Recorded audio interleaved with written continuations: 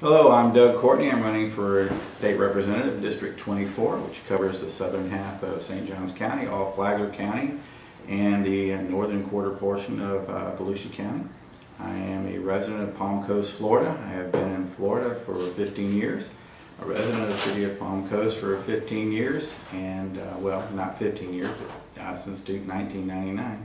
And a resident of Flagler Beach for 15 years. I've been politically active for that entire time. I've been involved with politics for quite a number of years. I know people because of my duties inside the party and everywhere else. I've had to be a state committee chair for a number of areas, and I know people from Pensacola to Key West and from Tampa to Jacksonville. So I'm pretty well much known politically. I also have an extensive background in business, having currently owning 2 businesses, having owned more, and I was also been involved in government, having been in the founding administration of the city of Palm Coast.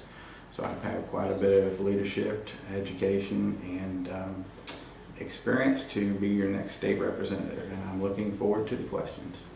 Okay, well, thank you. Let's just start with one of the big issues nationally and in the state, and the state is leading on this issue.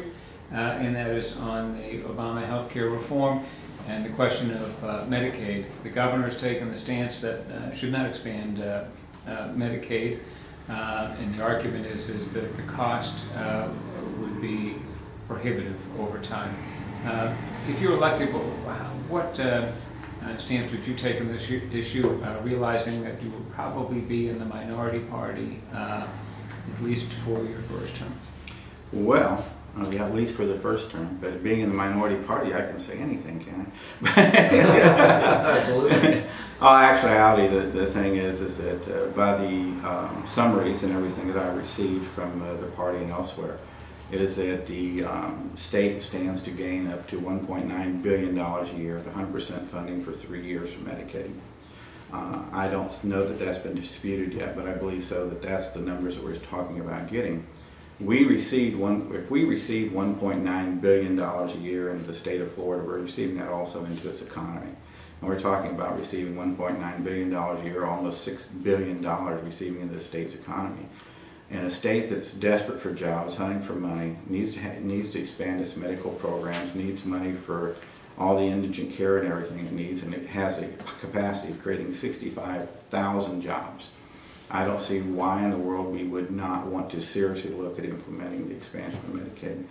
We do have the people say, well, what about the cost as it projects on out? We're looking at a cost that the federal government has said they will pay for 90% of that cost for the following year. So we're talking about a 10% increase of our cost 3 years after the fourth year, and in the 4th year. We have time to decide how we're going to do this and get this done. We do not know exactly how this is all going to work out. I don't think anybody knows. There's going to be some adjustments and some changes done in Congress, obviously. There's going to be some things that people are going to object to, some things people aren't going to want. But overall, we're talking about insuring 3.9 million people in the state of Florida that don't have insurance. We're talking about adding $2 billion a year to the economy for the next 3 years. And we're talking about adding 65,000 jobs when people need jobs. I don't see how we can not look at expanding Medicaid and doing the things we have to do with that. One of the challenges with Medicaid as it now exists in the state, not talking about the health care reform and the implications of that 4 years down the road, but it's one of the legislators has referred to as the Pac-Man of the budget. Just comes in and chews things up. It's growing at a rapid rate, and people are arguing that there isn't enough money for education because it has to go into health care. Mm-hmm. And there's no appetite in the state for increasing taxes. Mm-hmm. So what actions would you favor to control the cost of Medicaid, either to lower the cost or to slow down the growth of Medicare? Well, a lot of the answers to that question comes to the fact is why is it growing? Mm-hmm. The state of Florida has grown, I think it was from 11 million, I can't get the exact numbers, but a number of million of people in 10 years. I think it's 6 million people. When we're growing by 6 million people in 10 years and we're continuing to grow as a state, we're going to be the 3rd largest state in the union here by the end of the next census. So we're going to surpass New York City. We're going to be California, Texas, and Florida. And if we're growing and we're growing at that exponential rate, we're obviously adding people. If we're obviously adding people, we're adding cost. So as the Medicaid cost expanding because we're poor at what we do, is Medicaid cost expanding because of people are sick, is Medicaid cost expanding because of a natural growth, because of the growth of the state, we'd have to figure out what that reason is and everything. Now I agree with you, the whole idea of the Pac-Man thing, it just seems to be eating and eating and eating it away. There's are things that the state actually embraced in 2004 that we're sort of playing with, but we aren't fully getting involved in. I happen to know this because one of my businesses is involved in this. And one of the things is in 2004, the state of Florida led the nation in developing health information technology through regional health information organizations. That fell not out of disfavor, but on the back burner, if I might. And the projection for saving healthcare costs, and every study that we've had that I've been able to look at has not been disputed, is about 20% on healthcare costs if we fully implement health information technology. Now in the American Recovery and Reinvestment Act, in Section 13, there's a law for the health information technology. The first time it was ever embraced by the United States. It created a standards committee and a policy committee. But Florida is working with that, but it has not embraced it like it did in 2004. If we can actually embrace something like this and move forward and use the technology that's available, we're talking about cutting costs out of our health care budget, including Medicaid, for about 20%. If we're talking about our bill right now, that's running about $18 billion a year. We're going to save $3.6 billion. And this is just one of the things that we can use to actually reduce costs, maybe help start control it. And we're talking about things we have to start looking at controls. The doctors and hospitals are complaining because we're still reimbursing on rates that were created 10 years ago. And we're saying we don't have any more money to increase the rates, but the doctors can't continue to do the things what they're doing. So we're talking about having to really look at the things that not only can save money and the technologies and things that we can do, but what are our processes and our reasons we're doing everything like this? Why are we doing A, B, and C? Can we do A and C? Can we cut out B? What have we done to actually look at the things that have to be done to make the things work? As a manager of business and things like this, we find that we create sacred cows and we start to create things that we want to do because it was always done that way. We were looking around as I walked in here today, and a lot of the cubicles and everything aren't there because the need for a lot of the people that we used to have in the newspaper has changed. The model has changed. So is the healthcare model. Do we need all that we need before? Do we have to follow the same rules that we followed before? Or can we change something? And I think we need to be comprehensively looking at that and managing it. I think our costs can be controlled. I think that our costs have to be looked at. And I think there are ways that we can get it done without having to actually raise taxes or doing the things that wouldn't normally be done by that. Conventional wisdom is that the reason Medicaid is growing is for two reasons. One, as you point out, more people coming into the state, but the bigger reason is more people slipping into lower income categories because of the economy and other factors. Mm-hmm. And that the costs are going up at a faster rate than inflation, and that if you were to cut the increase by 20%, you still have an increase, just not as big an increase. Mm-hmm. You mentioned the jobs and the economy when you started to talk about health reform. If you listen to the governor, the unemployment rate has come down almost 2% since he's taken office. But if you listen to the Legislative Bureau on Demographics and another state agency that came out earlier this week, they're both saying the same thing, and that is that the reason the unemployment rate is coming down is because people, discouraged workers, they just stopped looking. Mm-hmm. And some might have fallen out of the workforce anyway, just maybe their time to retire. But that had all those people stayed in the workforce, the unemployment rate in the state of Florida would have gone down 0.3%, so it would be in the mid 9% range. And that doesn't include the discouraged workers. Naturally be about 16%. I don't know what would be here if all the discouraged workers came back in the workforce. So growing jobs is everyone's #1 issue in this state. What is your solution, or what would you suggest that the legislature do to help grow jobs or create the environment? My idea would be to change the culture. Mm-hmm. When the economy tanked in 2007, the first thing that happened, as happens in anybody's household, you panic. Somebody lost their job. What are we going to do? We're going to cut. We're going to cut costs. We're going to cut how we do things. We aren't going to buy that new car. The pizza's out this week. Things are going on. We do whatever we can to cut. And so this is what we do. And the state of Florida did so. And the state of Florida did so with good reason and should have done so. But what happens after a while, and what I've seen in a lot of businesses, and I'm sure you've seen other things like this, is the culture takes over. It becomes a culture of cuts. All we're looking for is more ways to cut money. We're looking for more ways to cut this. We're looking for more ways to cut that, to the point we start cutting to the bone. And the question becomes is, when do we start looking at our assets? Cutting is only one of the things that you can do to actually increase jobs and to make things work, to save your family or to save the state, as it were, to make sure that you live within your means. The other is what a lot of people like to say, we go hunt for another job, or we start to market ourselves better in the process. The state of Florida is in a unique position. One of the nice things about the state of Florida is a very unique position. It hangs out here in the middle between the Gulf and the Atlantic Ocean. Down to the south is South America, over to the east is Africa, over to the west is Mexico. We're in a very high good position, and we do a lot of importing and exporting and things that we have to do to make and create jobs. But we can do more. Florida has a very large agricultural base that we need to look at well beyond just building houses. We also have, aquaculture, we have citrus, we have cattle. We also have the ability to import and export that we really need to push. What I'm trying to say is that if we can't actually go find another job, maybe we should start marketing Florida better. We have to start changing the culture in the state of Florida to be more positive. What can we do to move forward? What can we do in the state legislature besides going in and trying to find another $2 or $3 billion to cut? Can we do to raise $2 or $3 billion so we can put more into Florida besides taxes?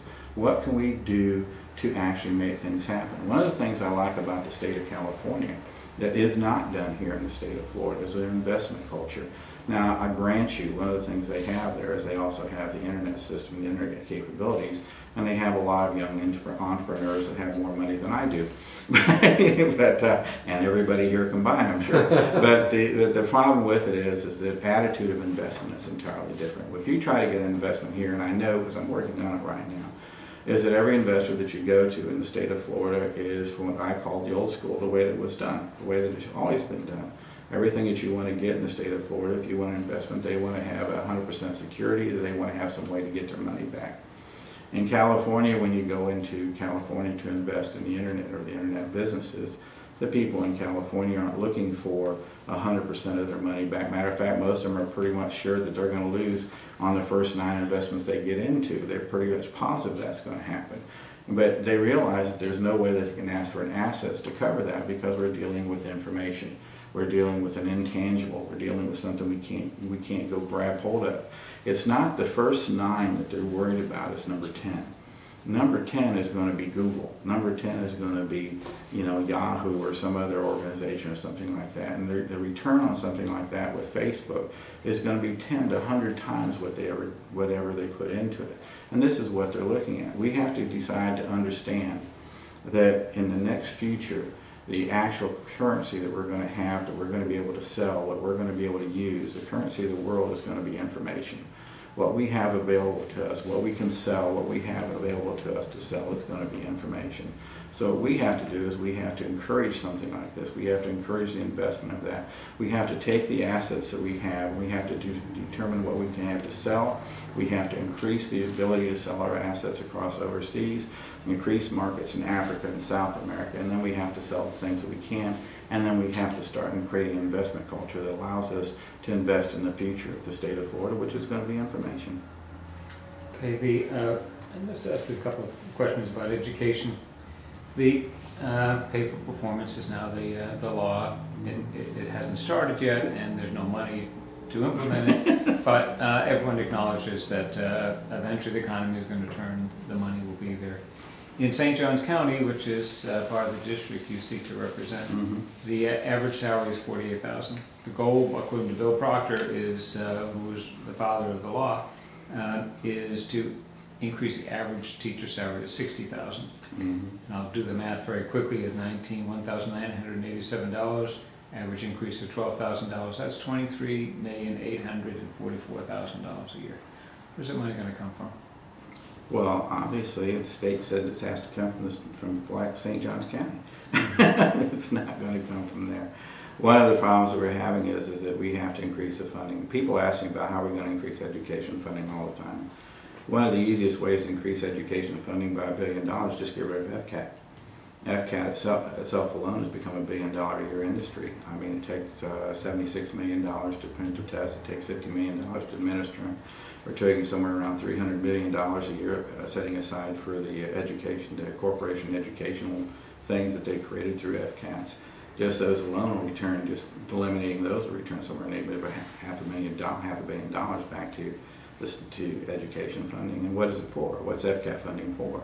I mean, it's just to give you a number and a letter grade. I mean, we should get something a whole lot more. But if FCAT goes, it's going to be and will be, it's going to be replaced by end of course exams, and there's a cost for those because they have to be standardized. There's always been an end of course exam in schools. I've never been in a school that didn't have an end of course exam. But the difference is it'd be standardized, so that the school A in say Flagler County and school B in. But you're trying to do a quantitative study for a qualitative issue. Mm-hmm. You can't do a quantitative study for a qualitative issue. The things that happen in Flagler County don't happen in St. Johns County. You don't have the same economic background. You don't have the same teacher's background. You can't use high stakes testing to test a school district. No, the best you can do for that high stakes testing is test a student. So the things you're talking about there with FCAT and everything, the high stakes testing has to go by the way of the dodo bird. It's not any good. The high stakes testing is a quantitative solution for a qualitative problem. Can't be done. So what we have to do is go back to the things we can do and get the things done we can. Getting rid of high stakes testing saves $1 billion a year. But you asked me how we can do that, and there's other things that we can do and other ways that we can get things done. Saving money just for the healthcare by getting the information technology developed. We can transfer that money, we can put it over to education. There's also other organizations, things we have to do. We have to stop looking at certain things as sacred cows. We've got to stop deciding that these things have to be done a certain way. It's going to take a whole lot of innovation. High stakes testing has never been the solution. High stakes testing, in my opinion, has lost at least a generation and a half of students in the state of Florida. And we have to move on and get on beyond that. And that's just saving that's just FCAS. That's not the only thing we can save money on. There's a whole lot of other areas we can get, but we're going to have to actually look at reinvesting in public education. And we're going to have to start deciding that we can no longer cut anymore. We have to start holding the line, and we have to start putting our money back in where it goes. The economy's going to change. We change the culture and start saying, let's move forward, let's be proactive, let's get the things done. When people start believing that things can be done, things start to get done. And when things start to get done, the economy improves. When the economy improves, we take care of the costs. Okay, let me ask you a couple more education questions and then move on. Mm-hmm. The school district, St. Johns County School District, is growing now dramatically. It's one of the fastest growing in the state. The district needs a new school building every year. Mm-hmm. Most of those would not be in your district, but eventually they will be. Mm-hmm. The school district is very upset that there's no money in the state budget for construction of public schools, but there is money for construction of charter schools. Yes. What remedy would you suggest for that problem? Since the low class size amendment was put in, was 2004 or whatever, I can't remember the exact date, the state of Florida legislature has found numerous ways to not fully fund that program.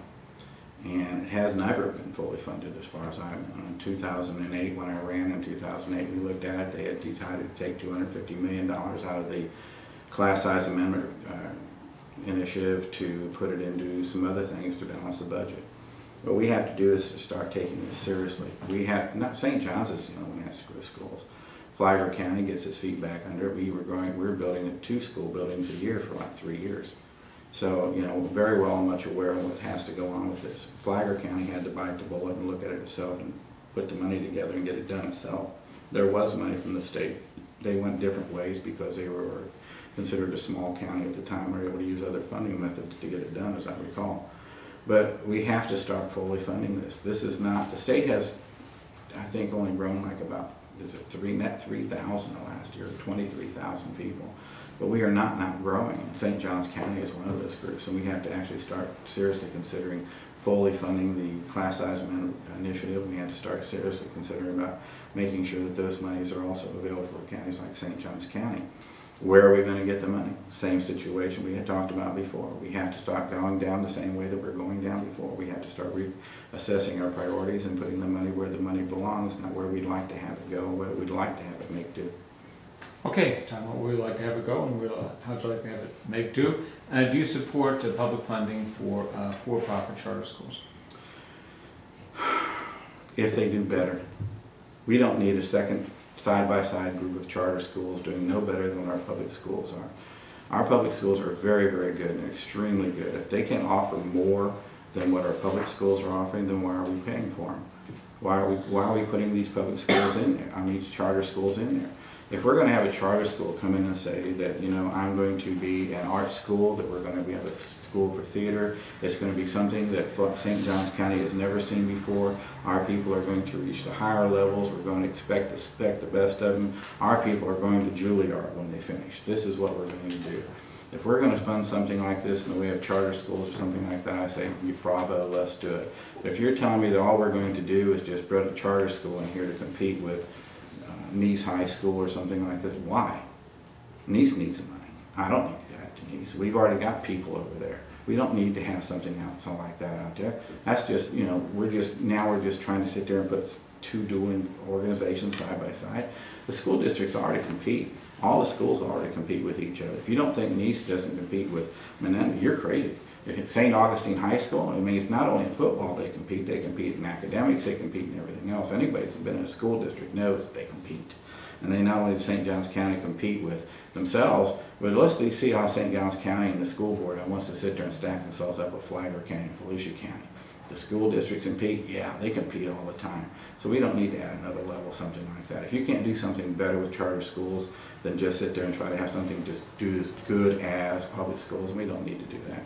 We need charter schools to be better than that. We need them to be much better than that, reach for higher benefit. We need to make sure that we change the culture in the state of Florida, that we're going to be better. We aren't going to do the same. That's what we want to do. Let me change the subject a little bit here. One of the candidates who's not in your race, it's in the race up here, has brought up this issue, and if she's elected, she's assured to bring this up. I'll read a quote. Quote, "We must allow students in science class to question whether evolution is the basis for the origin of life. That's called academic freedom." Would you support proposed legislation that calls for the teaching of the biblical version of the creation of life in science classes? Sure. Why not? I mean, are we only going to just choose one religion? We're talking about theology, or we're talking about science. I mean, theology is not a, you know, theology is theology. You're talking about teaching the creationism of science. Creation is not science. It doesn't create the level of standards of science. The standards of science requires a hypothesis to be created, a null hypothesis to be created. It has to be able to be judged, and it has to have a test run against it. So let me ask you this. You said, sure, yes, you would call for the teaching of the biblical version in science class, and then I would not support it. Okay. I would not support teaching the biblical version in a science class. First of all, the biblical version is not science, period. It's just not. It doesn't meet the standards or the duties or anything required of what we call science. Matter of fact, science was created for the sole purpose of making sure that we can have a difference between the metaphysical and the physical. Descartes, that's the reason, one of the reasons that Descartes created the system that he did. When Descartes made it his system, it was because he was having a personal value issue between the ideas between science and metaphysical, because the church at that time was trying to control what was actually being tested and not being tested. So he came up, and the church approved at that time the difference between science and metaphysical. Science has to have a theory created. Science has to have a null hypothesis created. It has to be testable. It has to have empirical results. Christianity and theology does not require that. It requires faith. So it doesn't even meet the same standards. It actually was created as a separate discipline and should be treated as a separate discipline. So you can't teach creationism in science because it doesn't meet the standards of science. Okay, last night I went down to a Tea Party forum in Palatka, listened to the Republican candidates for the U.S. House, one of whom is Doc Costello from your district, and he said he referred to the Growth Management Act as this thing which he's most proud is the disembowelment, I guess you could say, of the growth management rules in the community. He referred to them as a Gestapo law. One of the changes in the law is that you no longer have to show a need for houses, and as you know, in your hometown, they've approved a development for 5,000 homes, which caused quite a stir up here because St. Johns County had objected to it. Under the law, they no longer could object to it, and they'll argue if those homes are ever built, that it will change the character of southern St. Johns County. Do you agree with the provision of the law, the growth management law, that says you don't have to show a need to get a permit to build? Well, if you don't like the 5,000, you're going to hate the 10,000 they approved too. This is one of the issues that I have, okay, with the gutting of the law. And I'm not going to answer your direct question directly. I'm going to go with what I believe and what I'm problems having with it. DCA, the Department of Community Affairs, when it was up there, one of the problems I had with the Department of Community Affairs, when I worked with the city of Palm Coast, I had to deal with the DCA, was it seemed like they thought that their position in developments and everything was as a policeman. They were supposed to make sure all the laws and everything were followed strictly, and if they weren't, it was their job to pull you over and get rid of you. And that was not my view what the DCA was supposed to be about, and that's not the view of a lot of people. The DCA was only supposed to make sure that you complied with the rules and regulations. It was not supposed to prohibit you from building. If you had an issue that we needed to have a bridge there, they said, well, look, you go get a bridge there, or you make some provisions for it, and then we'll go ahead and prove this. They're supposed to be finding ways to get it done. Well, when they got rid of DCA, it was because they would just say, you can't do this, you know, and this is one of the problems we have with they're actually standing in the way of development. But when they created the new system, made DCA basically a committee or a section of another division, they took away one of the primary purposes, and what I actually argued against in 2010 was they took away the regional authority. They took away the ideas that we have somebody that can oversee all of these developments. You're talking about a very real issue that we have. You know, you're talking about St. Johns County. Well, what about Putnam County? They're planning on putting a Walmart distribution center on 17, and well, it's going to very much impact Volusia County, and they've had some objections about that. Well, before the DCA could look over that and say, okay, well, you want to do this, we've got to do this and so and everything like this. But now, who's the overriding authority? Who's the one that gets to make those decisions? St. Johns County, as you said, no longer has any input down there. Saying the same thing applies with Volusia County. Now we just have to put up with tip trucks coming back. So Volusia County is now going to have a cost to fix these roads and everything and take care of them that they didn't have any vote or choice into. One of the problems by putting DCA the way it was, reducing DCA is we have no overriding authority and nobody being able to sit there and take a look at some of these things and say, look, there's an objection from somebody beside you and you're going to cause a problem there. There is no overriding regional authority for this. And this is the biggest problem we have with the DCA, being reduced to the area that it was reduced to.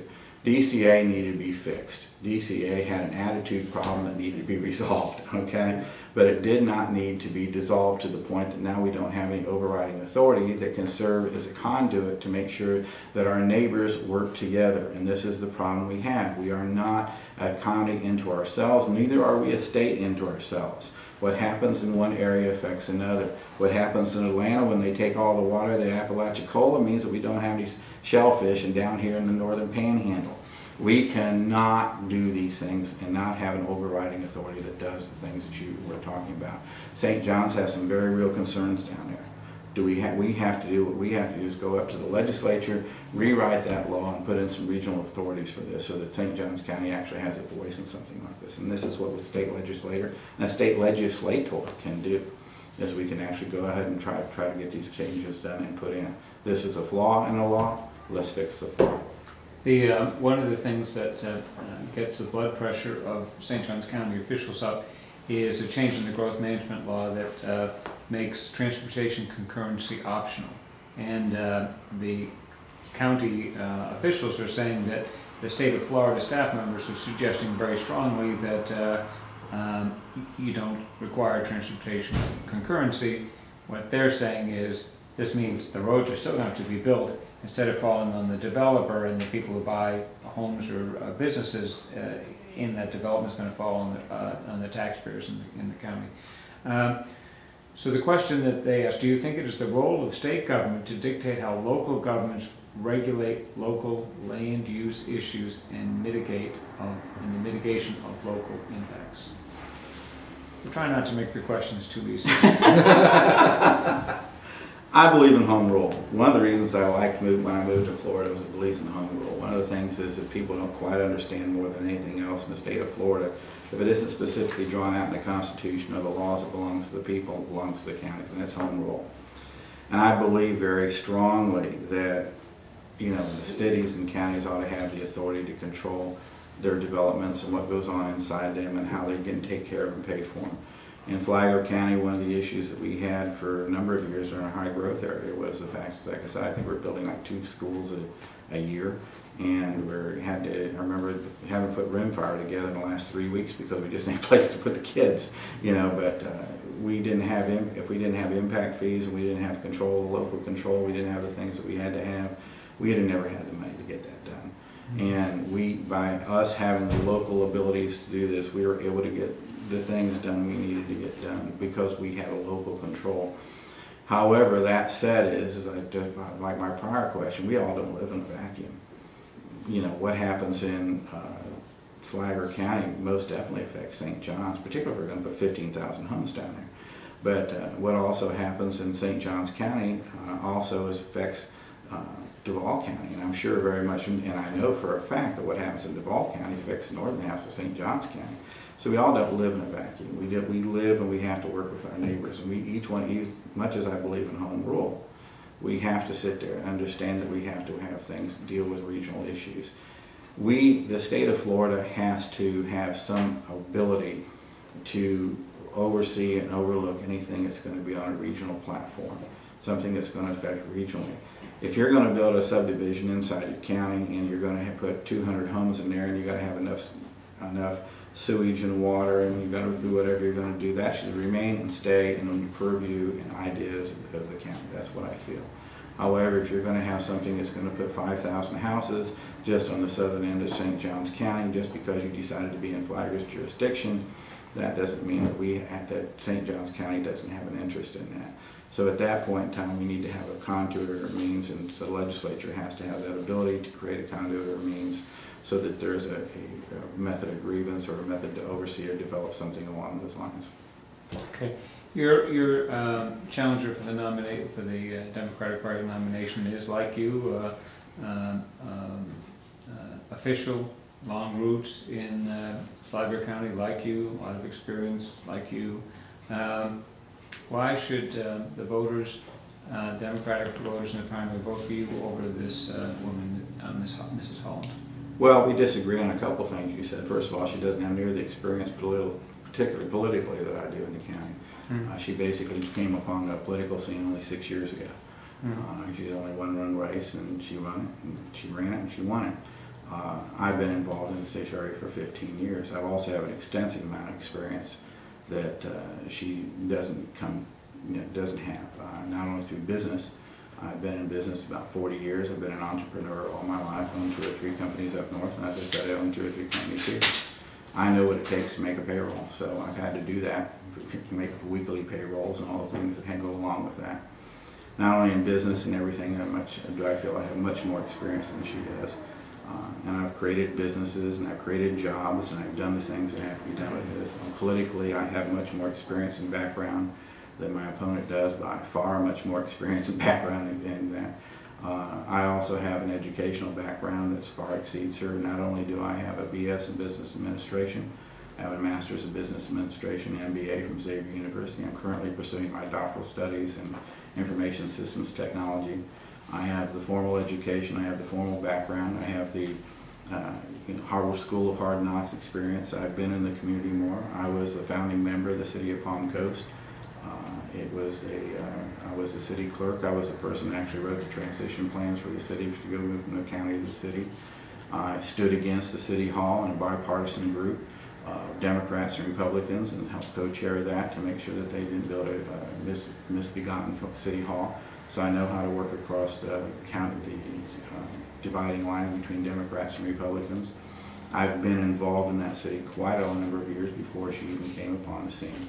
I know, as I said, because of my experience in the state as on the Democratic Party and elsewhere, I was a state chair for 6 years within the Democratic Party. I had to deal with counties all over the state.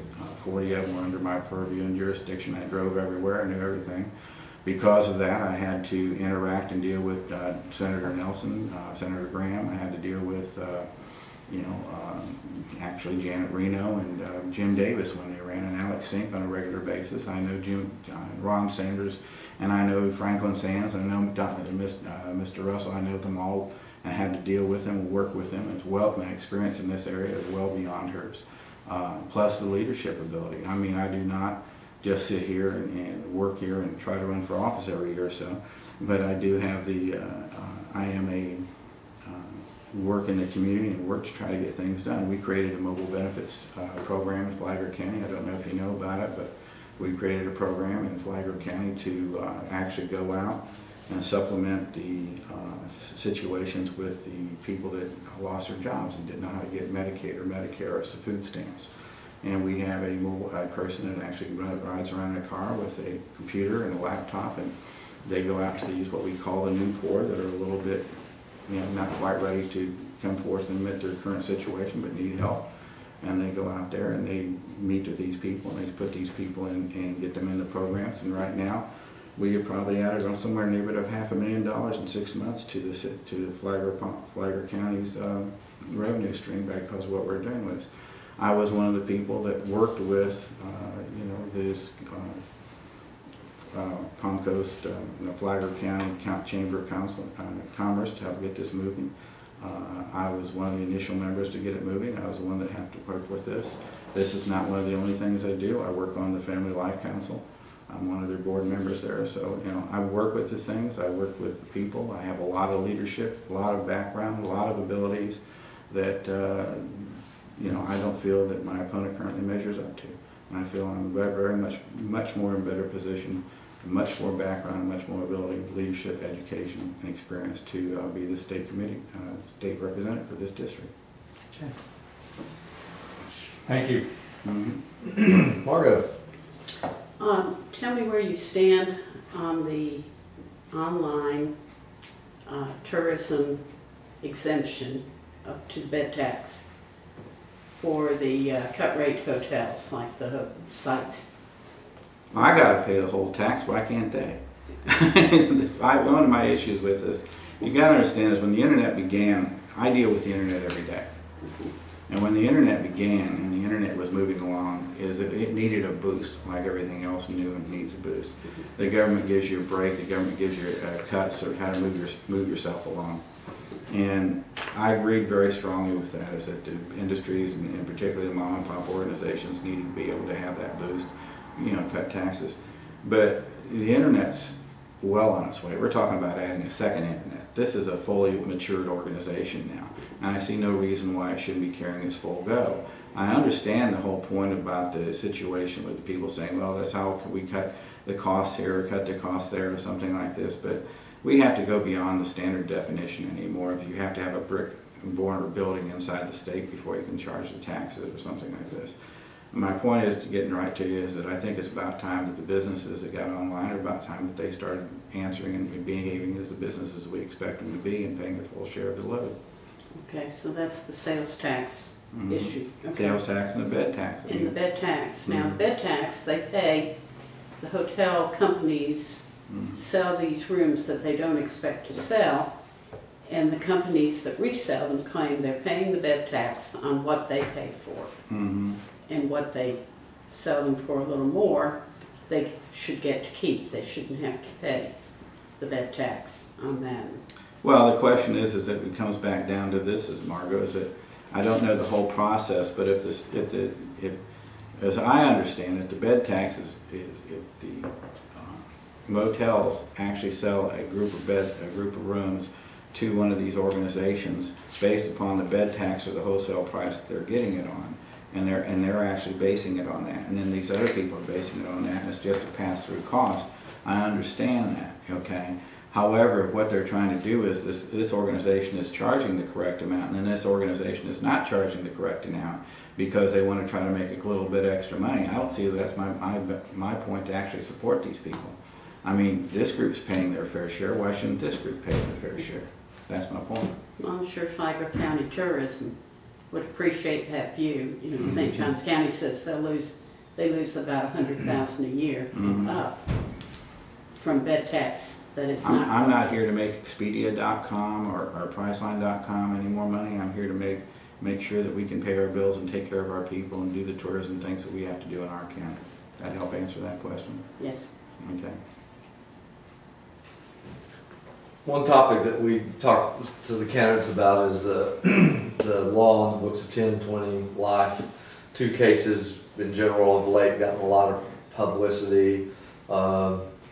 Firing a gun into a ceiling for an abusive spouse, 20 years max mandatory, etc. What do you think about? What's your views on that? What would you support that? I have issues with mandatory sentences, but I also have issues with judges that are a little bit too liberal. And I'm a Democrat. Okay. The reason mandatory sentences came about is there was a couple of very big issues where a couple of judges let some people go that probably shouldn't. They probably should have served some time or done some other things, and that's the reason my mandatory sentencing came along.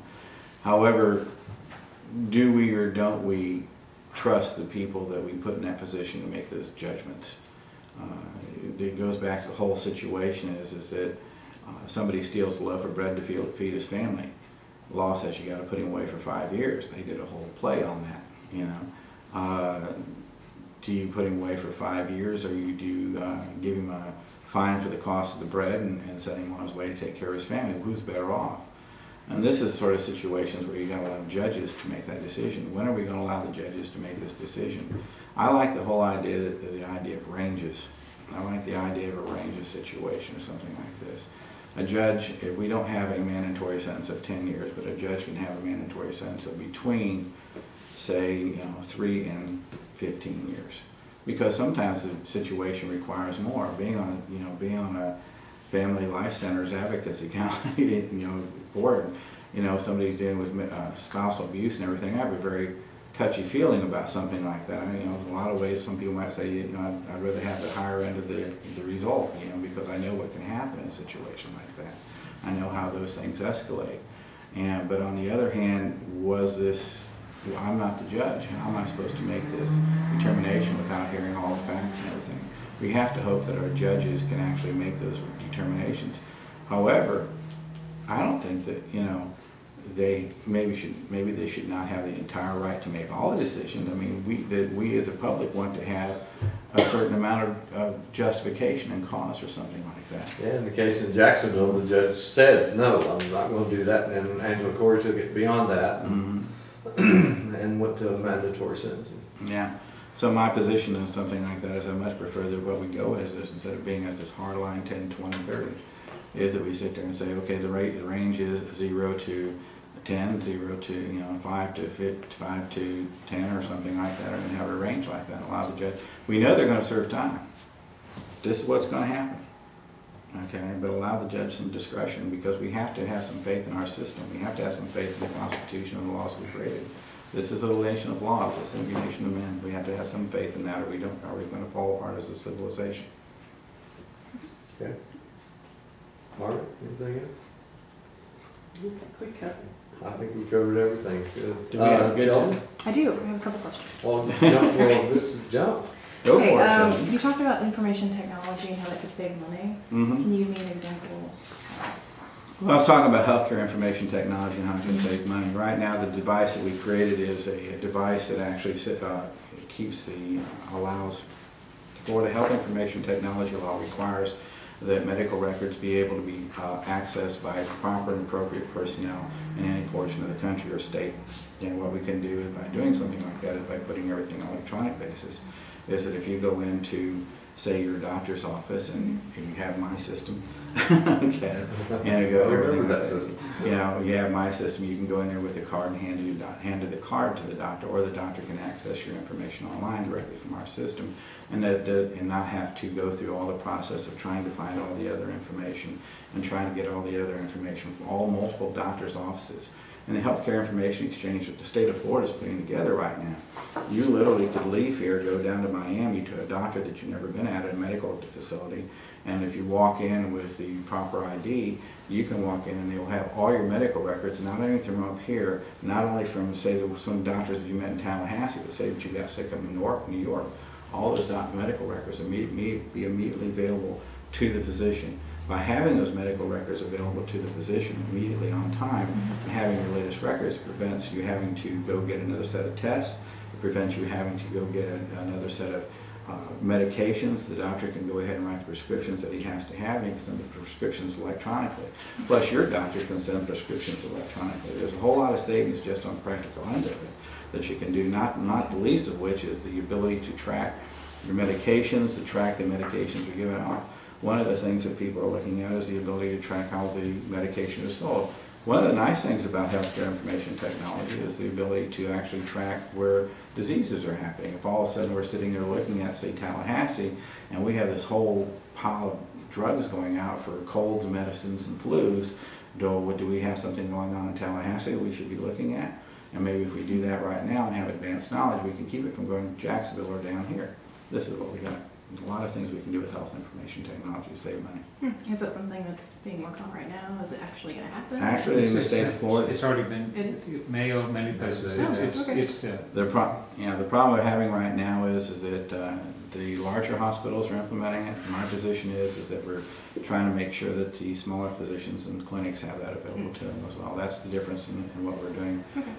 The Health Information Exchange had got $26 million from the federal government, and it is very much in process and trying to put it together right now. And you're saying that we could be saving on our we could be saving about 20% on the healthcare cost. Yes, that by the studies and everything that I have been shown by the federal government, everything that is what we should be saving. That was the conservative end. I haven't seen anything to dispute it. I'm sure that there's somebody out there somewhere that's, in the internet world has already put together figures to try to dispute it. But a savings is expected to be had about that much, yes. Good. You talked about doing more with the agricultural base and marketing Florida. Do you have any specific ideas about things we could do? Well, they could sit there and take good pictures and commercials of me eating all their good food, because I do quite a bit of it. But there's just, the thing is that changing the culture is the whole point. If you get and I'm going to use a sports analogy, everybody out there, hang on. But the thing is if you get as a football team, as any coach will tell you, if they get an attitude of losing, if they get an attitude that they can't win, if it doesn't matter the kind of talent, the kind of personnel, the kind of people you put in, you can have bring Team Tebow back and they're going to lose. Mm-hmm. Okay, but if you change the attitude, if you say we can do this, we can win, all of a sudden you change an attitude and you change the culture and you start doing things that you didn't think you could do before. We have created a culture of cutting in the state of Florida. What we have to do is create a culture of advancement, create a culture of proactive. We have to create a culture of meeting goals that aren't expected to be met. Doug, we appreciate your time with us. Would you like to close this session with your closing statement? Yeah, just a couple things. Just the point that I just really would like to take this opportunity to let everybody know the reason I really want to go to Tallahassee is to serve the district. I have no ulterior motive. When I would ask me to what reasons I wanted to go, the reasons I wanted to do these things, it was to serve the district. I think I could be very helpful in Tallahassee, not only for the state of Florida, but also the people in Flagler, St. Johns, and Volusia County. That's my goal. That's what I want to do. As unexciting as it may be, my whole goal is to serve the district and do my best job that I can for the district. And I would hope that they would all vote for me come August 14th so that I'd have to continue my journey to get that done. Thank you very much. Thank you. Thank you.